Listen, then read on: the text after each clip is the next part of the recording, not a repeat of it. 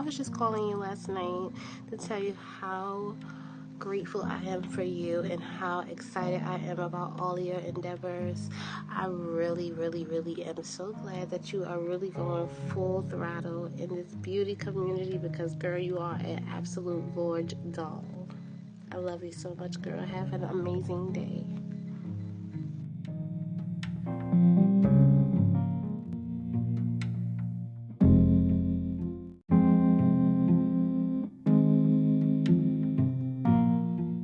In honor of Women's History Month, I would like to touch on a few topics that us women face. We face fertility issues, we face child loss, we face maternal death.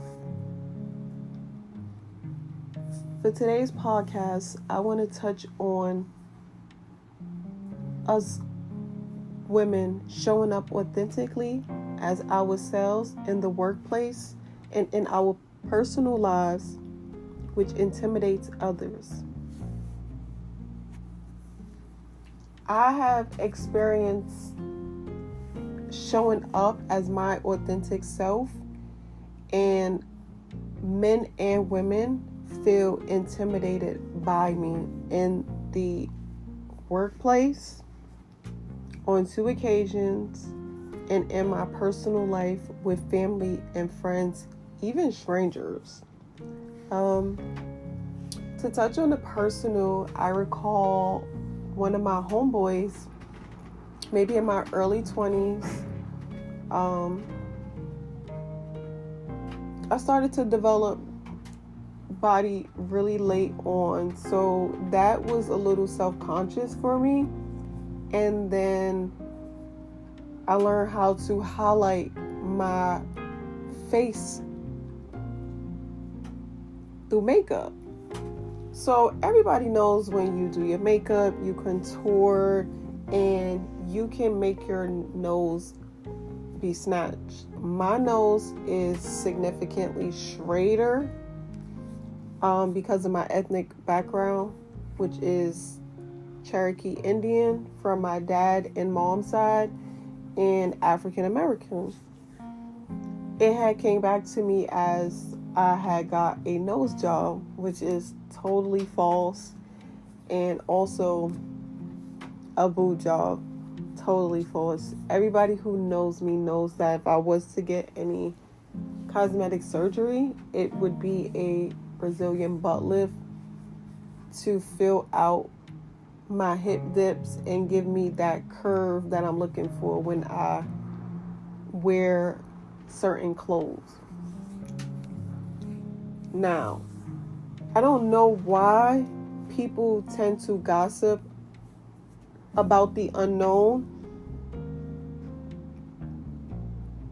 and where the inferiority comes from. Instead of just assuming, why don't we allow women to just be who they are? On many occasions, I've sat in rooms where girls would kiki, cackle, oh, she thinks she's better than somebody because she came in wearing a fur, whether it was a faux fur or it was a real fur. Wearing weave, wigs, her natural hair. It's just some women in this world, including myself, that when we enter rooms, we disturb other people's insecurities. It's something about our aura that is just so beautiful and so magnetic that people tend to be so intimidated. I really never thought that this was a thing until I got older, in my mid-20s to like 30s, where intimidation is real. In the workplace, I went to an interview for a position, and from my understanding of interviews, you show up as your best self. You present your best qualities. You know, you really want to pitch yourself for that role so that you can get hired. That is the whole purpose of applying for a job. I was interviewed by an African American woman, and I believe that the interview had went really, really well. In social services, most of the jobs entail a 2-part interview, whether that's with the direct supervisor and maybe the lead staff, and it also includes a writing sample. Not to boast or brag, but I write extremely well in college and in high school. Even throughout, just English was always my favorite subject, and I did extremely well, and I always would get A's. So when it comes to writing samples, I can knock that out the ball. I did have to practice more so in my early 20s to 30s with being confident in interviews, because interviewing is very, very scary. You have somebody asking you all these questions and just staring you down, and you have to figure out what is the right way to answer their question, because you need this job, whether it is to take care of yourself or your family. So I passed the first interview, and the second interview was with HR. But this position that I had interviewed was a general position.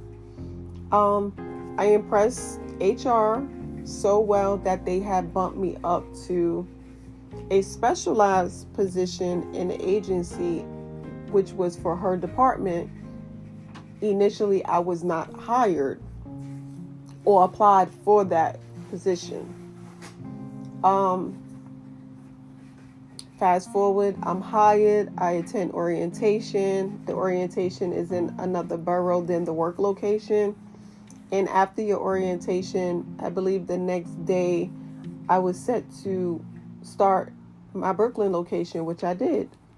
I met my team, including my direct supervisor, and things seemed to be going well. With my personality, I click really, really well with people because I'm very personable.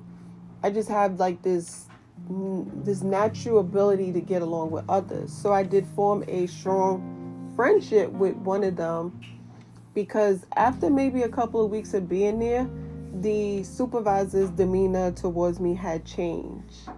It was very nasty. It was very harsh. It was very mean. And I really didn't understand where that came from, because I didn't do anything to her or rub her the wrong way to be treated in that manner. A couple of colleagues did come up to me and explain where the nature of the behavior came from. She had went around the office and told them that I had presented cocky and arrogant in my interview with her, and that is why she had passed on me. I was not her first choice.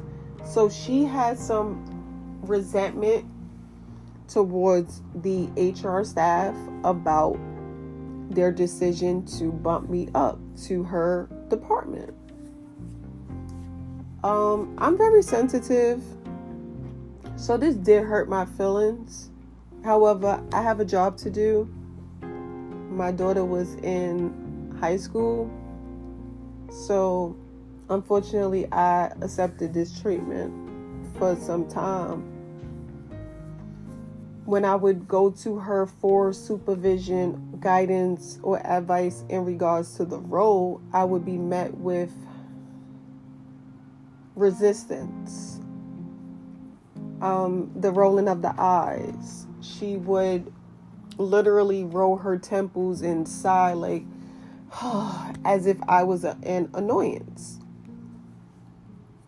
For any human being, that would rub you the wrong way, because this is your supervisor and this is supposed to be a professional setting where you should feel that you could go to your supervisor for guidance and be welcome.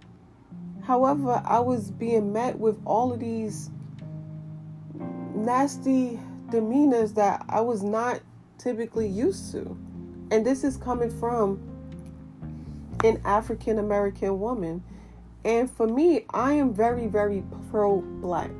I really love African American women in the workforce, and I love learning from them, and I love to see their growth within the social service and social work field that I am so passionate about.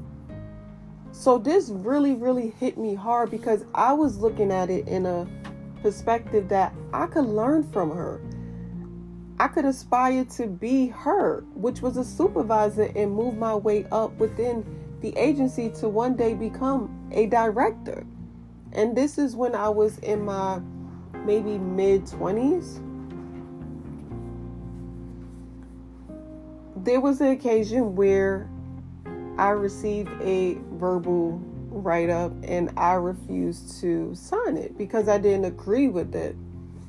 The verbal write-up was alleging that I had went to somebody else for guidance instead of her.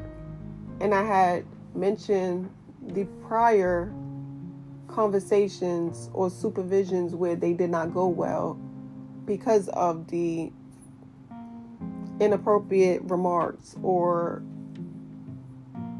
facial expressions or the change in body language. I also found out that she would call me while I was conducting field work, because when you're in social work, we have titles called case planners and case managers where you conduct field visits, whether that's to court, that's to meet with your client in the home or in the community. And she would call me on my work phone and she would enlist another staff or supervisor to listen to my responses to her questioning about my whereabouts. I was unaware of this, and I always was doing what I was supposed to do. So she tried to initiate where I would have to get signatures from the clients that I would serve, which I had no problem with. The problem came when I was made aware that I was the only staff member that she was doing this with. That was very unprofessional. It was unfair, and it comes across as discrimination. I got HR involved. I wrote them a detailed letter describing the actions, and a mediation was held. To be honest and transparent, we've had more than one mediation while I've worked at the agency in 2017 to about 2019. It got to the point where it was a year in for me, and I just could not tolerate being supervised in that manner. So when the opportunity came for a different position change, I took it. I interviewed, I got promoted, and I moved on. I don't know what the hindrance or if I even did anything to offend her, because she tried to deter me from being in that position. And HR once again had to intervene and step in and say that I was hired for that position. I was being promoted. I had a start date such as such, and whatever tasks were left over, she were to give them to me so I could complete them in a timely manner, because she kept harassing me. When I did transfer over to the position, I felt like it was a sense of relief, but then it really wasn't, because when I would be in office, she would come to my workstation and ask me questions pertaining to my old role, and I would always have to refer her to HR or my supervisor.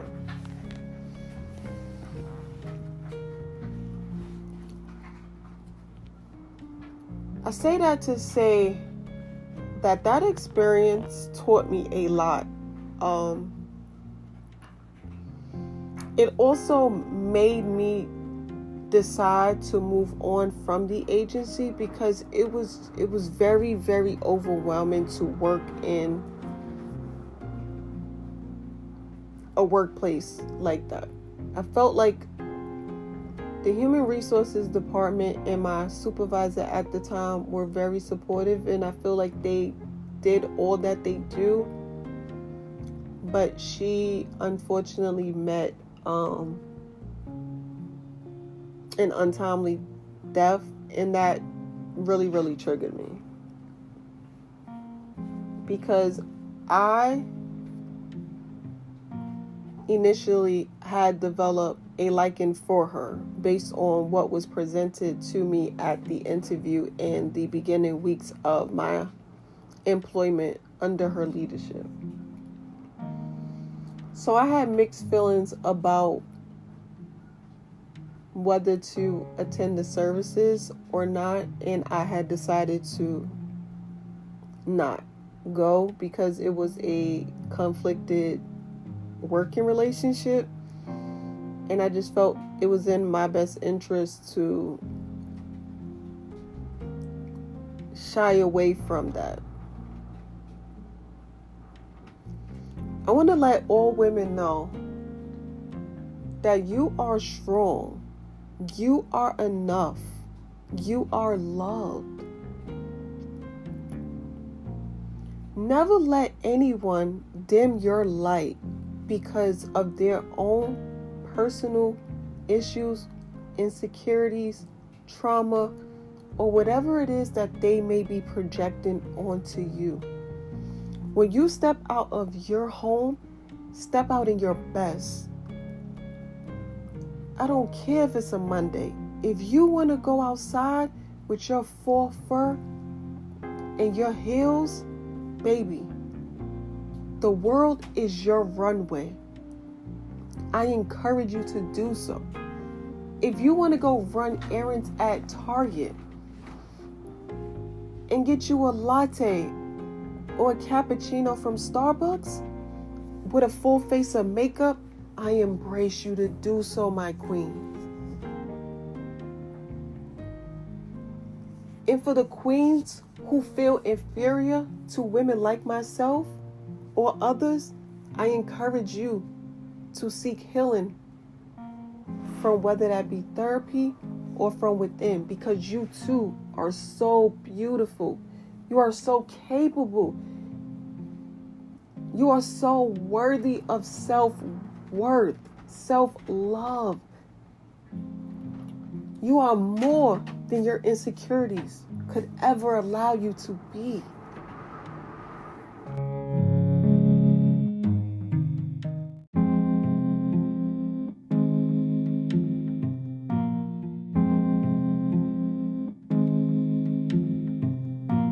I'm not intimidating, you're intimidated, and there's a difference. I'm not mean nor aggressive. I am honest and assertive, which makes you uncomfortable. It's not me that makes you uncomfortable. My presence challenges your comfort. I will not be less for you to feel better about yourself. If my confidence triggers your insecurities, I recommend you take a deep look within yourself and try shadow work. Sincerely, yours.